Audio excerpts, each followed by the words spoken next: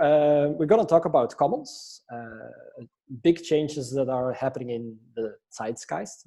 I really like the fact that they don't translate that word. And see, you wanted to talk about the thermodynamic endings of it all, right? So Yes, can you yes. introduce it a bit? Yes, so the idea is that human societies kind of evolve like animals do in a kind of predator-prey cycle. So we're a species, you want to be comfortable, want to grow, and so we're going to expand until the moment that we overextend our use of resources. So this kind of dynamic of like over extraction and then kind of breakdown is the subject of a lot of studies, and it was always local, right? And so, for example, there's a study called HANDY, Human and Nature Dynamics, which says that every society has collapsed. So there's no example of any human society which has lasted forever. They all go through these oscillations, and they've seen this happening since the Neolithic. So it's nothing new. But especially class societies, where you have a ruling elite that is in competition with other elites, will tend to overuse their local resources. Mm-hmm. And then as a reaction, and this is a book by an American scholar who lives in Seoul called Mark Whitaker. I think it's called Ecological Revolutions and the Axial Religions. So he studied Japan in the 12th century, China in the 15th century, Europe in the 5th century. It takes like a 3,000-year window. Mm-hmm. And he describes this like the same process. So you have a kind of generative phase of a society which is growing and getting stronger, and then there's a second phase in which it gets into difficulty. And his thesis, which confirms that of Handy, is basically to say that the more extractive the system, the more the ruling elite doesn't feel the physical limitations. Yeah. So the more they will overuse it, and the deeper will be the collapse phase, and the longer it will take to get back on its feet. Yeah, it's because it's not connected. You lose the connection with the roots. Yes, and so the counter reaction will usually be some kind of coalition between, let's say, the productive classes who are closer to these natural constraints and religious reformers.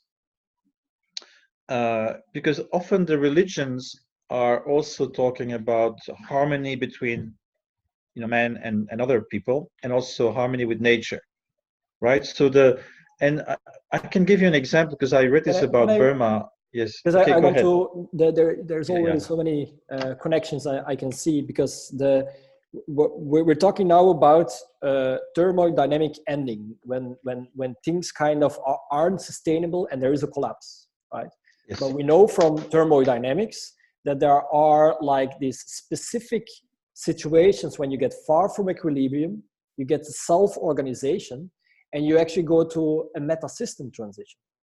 And I was thinking about that because indeed what you had is that until now the world was small enough for competition, small enough that if one place would collapse, the other would work again, right? But that doesn't work anymore. And actually we only know one kind of classification in evolution, in life, that is capable of overcoming it. And that's called the eusocial creatures. You know the eusocial creature? I'll explain a little bit. No, please tell me. Most people don't know this category. So you have ants, termites, bees, everything that actually gives up its sexual reproduction. So you get a hive kind of colony structure. And there are some interesting similarities that we see from an evolutionary point. Namely, it's the only other animal that is farming and domesticating. We know that ants have farms, they farm fungi, and they Yes. domesticate, for example, yeah, I don't know, bloodlust. What's the English word? Don't know. I don't know. So they milk like a cow. They milk this leaf-eating thing, but they protect them for it. So they protect them against other predators. And you see a very natural shift from hunter-gatherers to farming. And so the only other animal next to humans we know that do that are the classification of the eusocial. And I like to say the classification of the eusocial because, of course, we know them best as ants, right? With ants, we actually have like very complicated ant hives that look like big cities, right? But we also have that in mammals. Like the naked mole rat is a mammal that does the same. And there's a very interesting thing because you see it first as a social creature, like wolves. We are like wolves, pretty social creature, but then there's something in the environment that changes, which requires the species to start cultivating an ecosystem. And that's basically where we are at the moment. We need to start regulating the world. Exactly. And this is, I show this because this is what Peter Bogani is talking about. So he makes a link between three levels: the thermodynamic availability of resources, the socioeconomic system, and then modes of apprehension. So the way we think about the world, right, and the way we see or don't see certain things. Mm-hmm. And so he sees the evolution of society as really what you just said in the beginning, as an alternation of stable systems and chaotic transitions. And he says human society is a complex adaptive system, so it changes through punctuated equilibrium, bifurcations, chaotic transition. It doesn't change through rational agreements. Oh, we should do better than so. And he describes recent history when he says we move to a global system. So he says he calls it global system zero, was the mercantile system in Europe before the French Revolution. It was like a proto-global system. It was starting. Yeah. And that was a stable system, except it got interrupted in 1789 by the French Revolution and the Napoleonic Wars. And that was 30 years of chaotic transition. When that was over, there was a new stable system. It was no longer the mercantile Ancien Régime. It was the Smithian capitalist system. And the way he would say, it was pure dominion of capital over labor. Yeah. And that worked fine for a while. And then this gets interrupted 1914, 1945. This is the chaotic transition between global system 1, the Smithian capitalist system, to global system 2, the Fordist welfare state. And he says this is two things. First, it's a contract between capital and labor to share the productivity gains. And second, it instaurs a multilateral system to regulate conflict, because in global system 1, there was no multilateral system. That's why World War I, it started with an accident and then it just got out of control because there was no thing above the conflictual parties.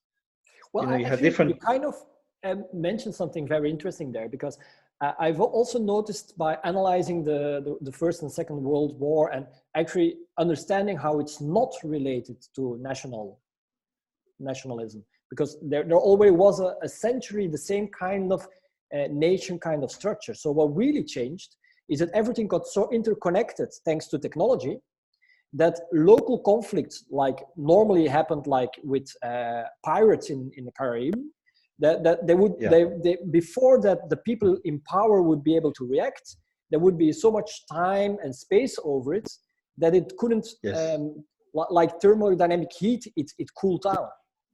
So you didn't have this overheated situation where there's a positive but feedback. the problem was so they were connected. They had these competing alliances. I forgot their names, but different countries were allied with each other, and they had promises that if one of them got attacked, but the thing, what I'm trying to say is there was nothing above that. So you have coalitions of nations competing, but you had no multilateralism. They tried it, but it didn't work. In the second system, we have the IMF, the World Bank, the United Nations, and these until recently, could regulate conflict. Okay, so I'll just summarize what Peter Bauwens says, because I think it's interesting. So what he's saying is that we signed this, compact between capital and labor, but at the expense of nature and the global south. That's exactly that's what was why I was thinking, like, but actually it's kind of a slavery on a global level, right? Yes, that's it didn't work for everyone, but it let's say that it worked for a certain time for what he calls the vanguard countries. And so it's basically kind of, his hypothesis is that, okay, now we are again in a chaotic transition, and what we need to do now on a global scale is a compact with nature. So we have, and he calls for strong multilateralism, which, and what he means is that we need institutions that can discipline nations so that they don't overuse the resources within the planetary boundaries, right? And this is going to be extremely difficult because, and what he predicts is the first reaction will be just the opposite. It's like when nations see this happening, they will say, oh, now we have to fight for it so that it's for us and not for others. So this explains Trumpism. Exactly. And exactly, because that the research group I come from is called Global Brain. So we are looking at the world as the next meta system transition in evolution. And like one thing, I know that a lot of people at the Global Brain do a lot of theoretic work, but my interest is like how to understand that as Gaia, the world, as a system that is starting to get grip on its own metabolism. Yes. And we know this, there are other parts, like with the Gaia theory, where you see that how the resilience in nature is actually already for thousands of years regulating Earth against the change in heat from the sun. So we know that these things are happening, but the thing that I see at the moment, and where collapse comes in and where commons comes in, is the shift to disruptions, where things compete, fall back again, and try to be built up again. So from disruptive innovation to instructive innovation. And it's like, I think this is when they built the cathedrals in the past, they built them until they collapsed, and then they learned from it, and then they tried until they start thinking like, okay, let's take a step back. Let's try to understand the system at play here. And that's how the engineering actually starts becoming a science that could build cathedrals without them collapsing. And that's a little bit the thing that we are learning now, how to start building ecosystems without them collapsing. And I actually have, my last video is about how digital wolves change digital rivers. So it is about that, understanding how tropical cascades in an ecosystem are capable of regulating a complex adaptive system.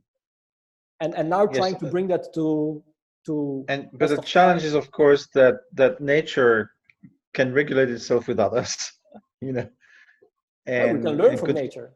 Yeah, absolutely.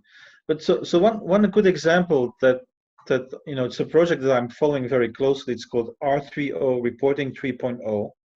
Okay. And so they're working with a number of big multinationals, and their planning departments and stuff, and they're doing, I think, very interesting work. So what they're proposing is something called the Global Thresholds and Allocations Council.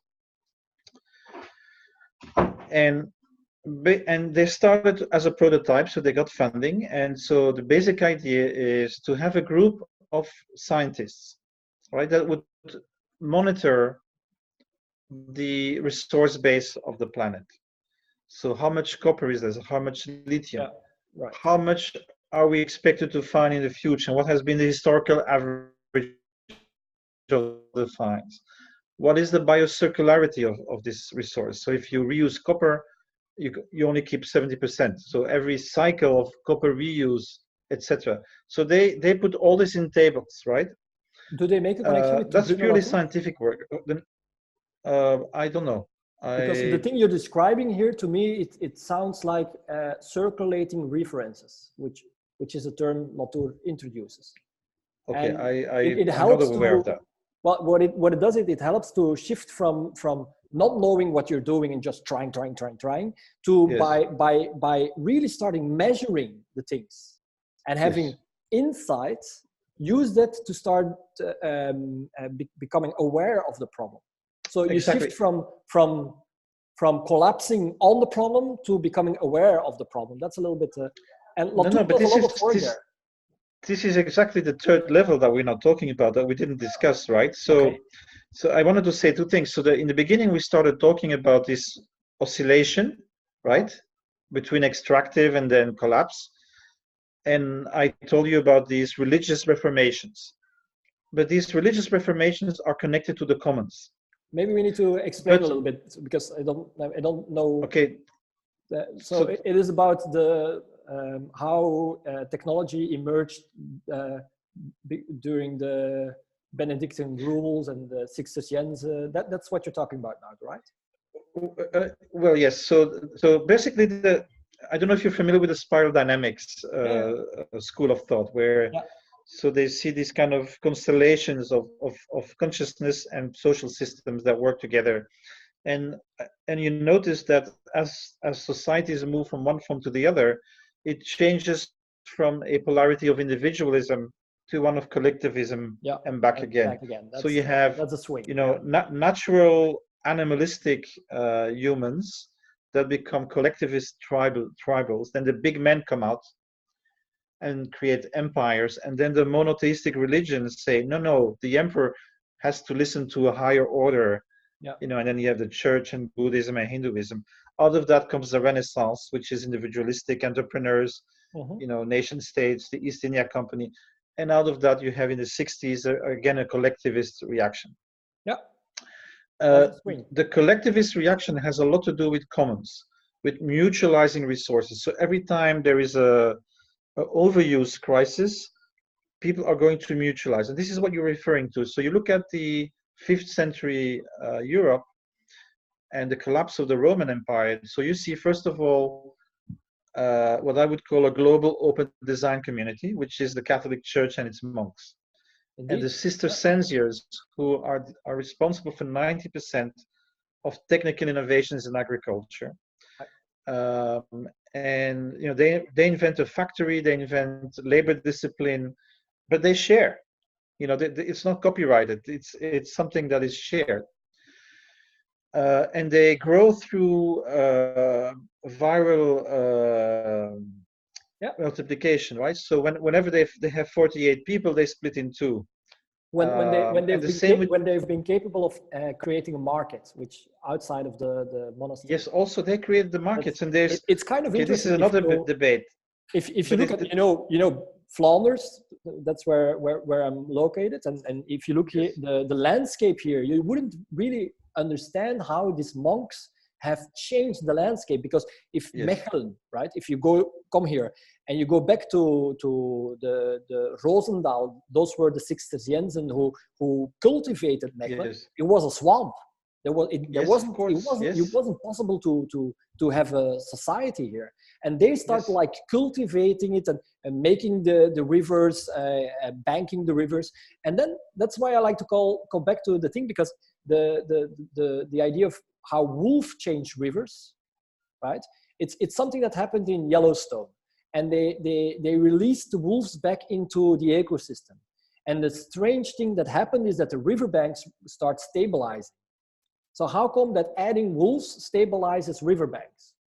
And if you start analyzing the ecosystem dynamics, you actually see that releasing wolves in a barren landscape creates forests, which is crazy. But then you start realizing, like, wait a minute, are wolves living in forests because that's where they adapted to, or do forests exist because they are wolves?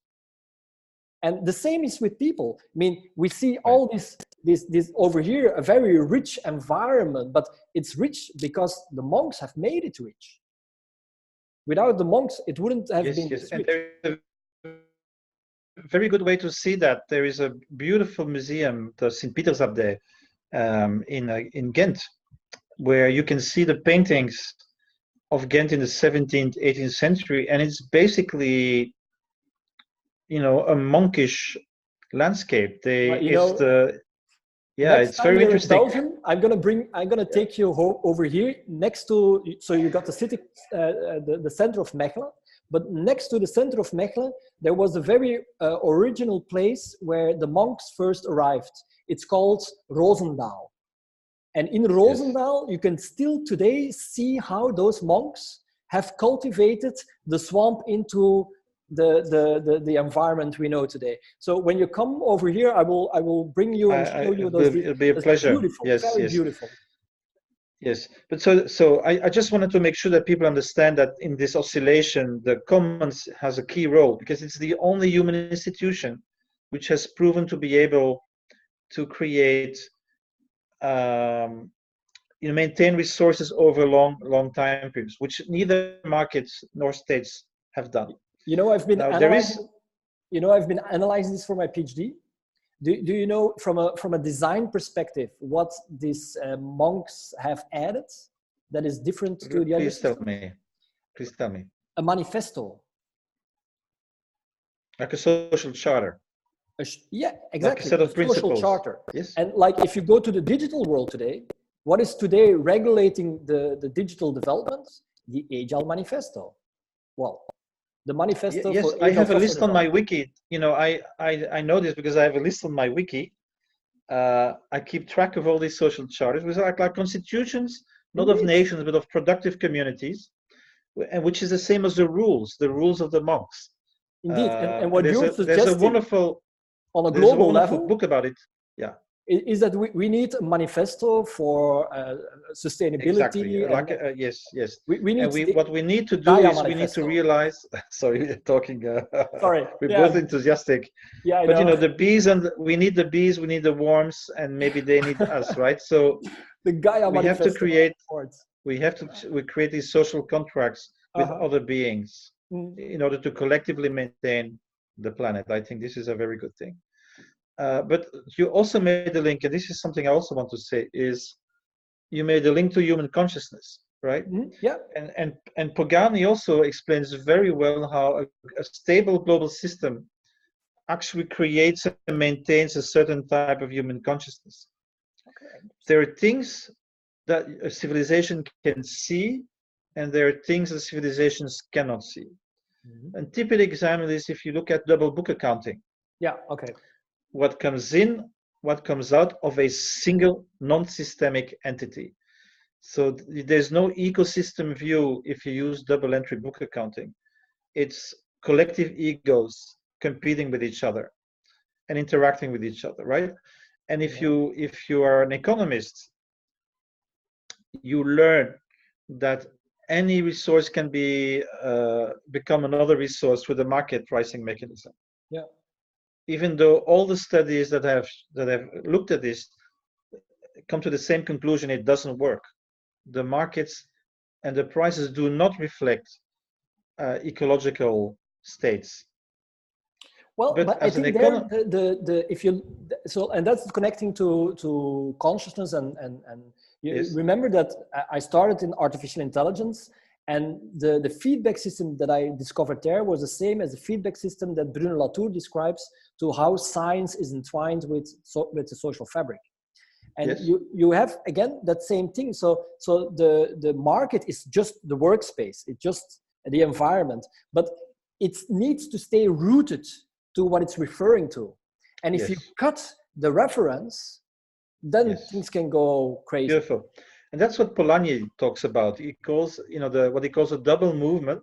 Okay. So within capitalism, we have waves, so they're called Kondratiev waves. And basically, you have a crisis, and then you have a kind of reinvention, and you will have a new energy source, from coal to petrol. You will have a new geopolitical situation from Great Britain to the United States. You will have a new way of dealing with the land. You have new managerial, and somehow all these things fit with each other and create a boom cycle of 25 years, more or less, 25, 30 years. This initial phase is very good for labor because capital needs labor. So this is going to be the period of welfare reforms, social insurance, etc., etc. At the end of it, it's going too well for labor and not well enough for capital. So basically, you get a capital strike because there's a supply crisis, and you get a counter-revolution. Yeah. And this is Thatcher and Reagan, 73, 1980, right? It switches to the second period, which is a low growth period of financialization. But you do actually see that the capital itself fleet the system by going global. And by going financial. By going financial. And so then it's deregulation, privatization, public-private partnerships. And so Polanyi, in his really good book called The Great Transformation, he says, this is the period where the market disembeds from society. Free markets actually means freeing the markets from the demands of society. You know, give the entrepreneurs free rein. So they are free, but they tend to disembed themselves from the natural and social requirements that a society should. And so it ends with another crisis, which is a demand crisis, right? So the wages start stagnating, the welfare state starts weakening, people get into debt just to maintain their level of their lifestyles. And so you end in 2008, in the last example, with a demand crisis. So both the corporations, what you really see is that the problem is it's got like blown up, right? They weren't. I mean, if you go to the capital thing, they always wanted 20% of revenue, yes. and if that's not possible, they just kind of create disconnected structures that would allow that, but they weren't rooted, and therefore you kind of. Because I really like if you done that for 25 years, right? Yes. Yeah, but if you listen to a person like Warner Buffett, who better understands the economical interaction, he calls them weapons of mass destruction. Yeah. Like derivatives and other things. Those are, he called them weapons of mass destruction. He doesn't want to play that game because he knows that it's not rooted in what the economy is really telling. And you have like some of those better entrepreneurs behind the scenes who didn't play that game, who knew that it was a fake, who were a hoax. So it's not so much the problem that I think the big problem is that if you say like, okay, all the time we're going to make sure that there will be 20% growth, and then you have a summer and the weather wasn't that nice, and you don't change your behavior, you're going to eat as if it was a wealthy summer, you get in trouble. So there you kind of see this disconnection. But this is what's okay. So what I think is happening now is that the short-term cycles of capitalism, the contractive cycles, and the longer-term, thermodynamic cycle of overuse, they're now coinciding, and that makes it very difficult to solve. But so what Polanyi predicts in his book, The Great Transformation, is that when we reach this type of crisis, right, then so you have the capital, nation, and the state. They coexist. It's 3-in-1 system. And what he says is the nation, the people, will revolt and try to pressure the state to re-regulate the market. And this is what he calls the lib-lab cycle. So normally we would be in now for Polanyian counter-revolution. And actually that's what's happening. And it's happening on the left and on the right. So right. Because the right-wing populism is going back to ethno-nationalism. So the global system, we don't trust it anymore. We don't trust the state, but let's go back to our community, protect ourselves. And the rest, they can die. That's I think the left wing has a similar problem. Yeah, exactly. With identity politics. So you look for a community that can protect you. Yeah. And the problem now, of course, is this is a global scale issue. And um, but this is not something rational. So the society is going to go through this kind of regression first, where people try to solve it at an inappropriate scale, Okay. right? So they're going to try to create something good for them, but at the cost of everybody else. Yeah. That's collapsing. And that will hit a limit, just as now the thing is, and this is I don't know the answer to that. Do we need to go through a similar period of hardship like World War I, World War II? No. Or can we expect better this time? Because so I want to bring in another. You're already, in my case, I mean, knowing how consciousness operates from a system dynamics point of view, you already mentioned the solution. The circulating references. You talked about that project that kind of just says like, you know what, we just want to try to make sense of it, right? Let's just start measuring and understanding and categorizing, and let's just create the hierarchy of information so we can make sense of the thing. And that's basically the thing. If you start doing that, creating hierarchies of information so that everyone can just watch at what is happening at the top of the information hierarchy, everyone locally knows what to do. And that's how our body works. I mean, if I have the intention to start stand up, it's a signal that's been spread all over my body. But this is what Mark Whitaker would describe. So now we have more people that are seeing this and are saying we have to change, right? But the old extractive system is still there. Yeah, it will. So it's not just about ideas. It's not. Yes, and of course this is what the P2P Foundation wants to do as well. It's providing this kind of knowledge so that people start seeing the world differently. Mm-hmm. And there's a lot of good signs. Like BlackRock, which is the largest private equity investor, just declared about a month ago that they only want to invest now in ecologically sustainable projects. This is amazing. Yeah, we're gonna take. But at the other hand, we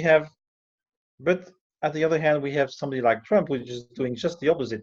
He's dismantling the public. He's dismantling the public parks. He's giving mining rights. True, but that happened in history all the time. If you look at countries like when it was a national game, what you saw is that some nations decided to transform themselves, like in Europe happened, or Japan was. I think Japan is probably one of the best in the game as a nation to change everything. But if you look then to Korea, you see that in Korea they decided, no, we're going to close borders. But Japan did that too. So there is some really, really interesting examples, and one that very few people know it's called the Tokugawa period. It's somewhere from 17th century to the 19th century. Yeah, these are more than 2 centuries where Japan was able to live within its regional carrying capacity, and it had a stable population. So we know we can do it. Yeah, okay. It can be done.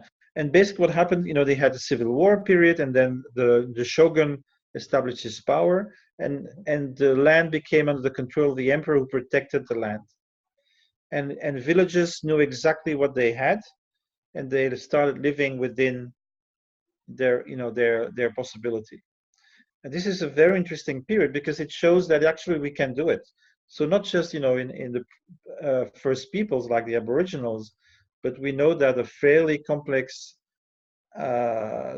feudal society like Japan with a sophisticated civilization was able to do it. And that's a bit the question. How can you conserve certain things, but at the same time evolve and become the next generation society? And that dualism is it looks like a paradox, but it isn't. I want to mention one more research I'm looking into. So this is called cryodynamics. It's a study of historical rhythms. Okay. And it's a Russian researcher called Peter Turchin. And he created a database called Seshta, and it's a database of all the historical events, famines, civil wars, number of dead, amount of food that was available, acreage, everything, right? So he sees society. This is called a cultural what's it called? Cultural selection. So basically, the Darwinian idea is that we all compete as individuals, our genes, and so fit individuals survive, and unfit individuals don't survive. But what these people are saying is that humans, because we invent culture, this is different for us, because a strong person from a weak community will actually die, and a handicapped person in a strong community would actually survive. Indeed. So there is a group level selection because of our culture, right?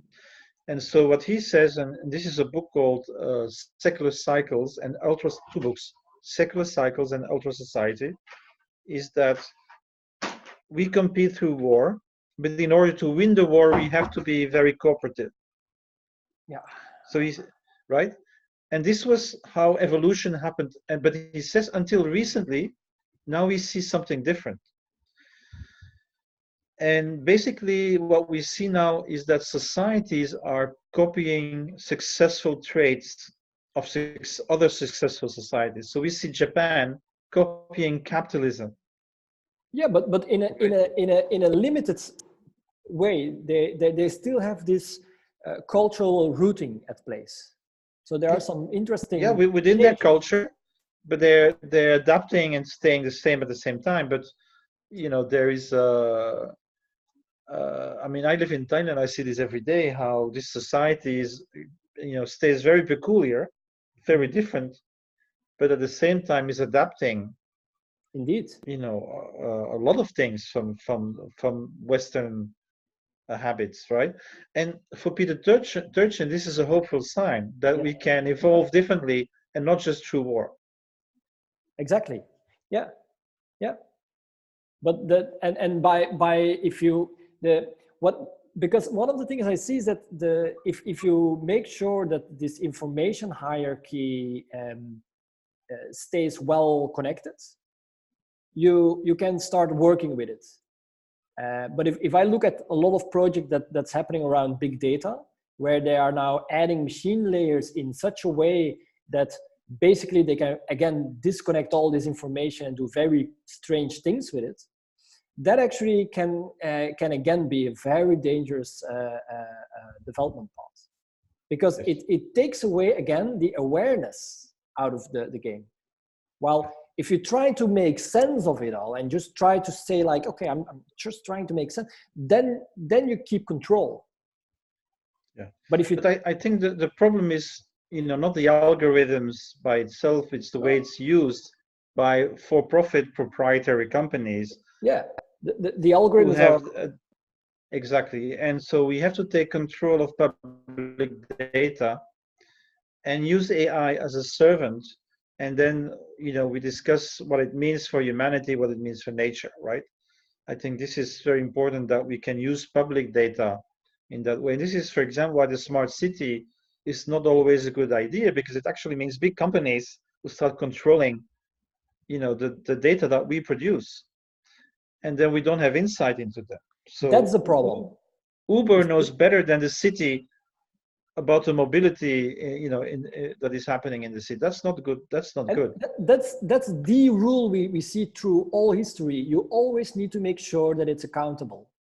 If there used to be, I mean, the schervenrecht, I don't know the English word of it, but in Greece, you had this thing that if someone would become too powerful, the idea was that the Senate should be able to check this. Yes. So you always need to make sure that they can be accountable. So when do things go wrong in big corporates? At the moment that things happens behind closed doors and they are not accountable anymore. And I agree. And this is why openness and sharing of knowledge is such a crucial part of what we need to do. So we've been talking more than an hour. Yeah. So I don't, you know, I think for our listeners it might be already quite long. So maybe you have a last item that we can finish with, but I think we should kind of. Yeah. How do we wrap up? We need a manifesto for sustainability.